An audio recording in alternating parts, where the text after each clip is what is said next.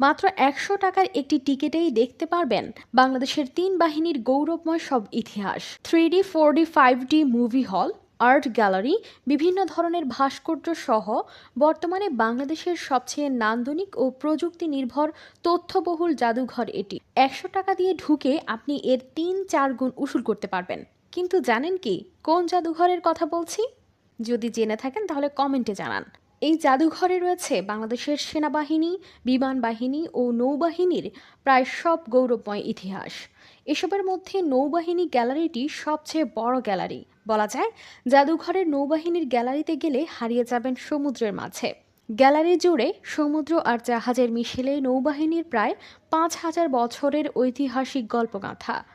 জাহাজের বিভিন্ন মডেল, জাহাজে বসে 3Dতে জাহাজ চলাচল দেখার সুবিধা, ভার্চুয়াল অ্যাকুরিয়াম সহ সমুদ্রের জানা অজানা অনেক প্রদর্শনী। নিজে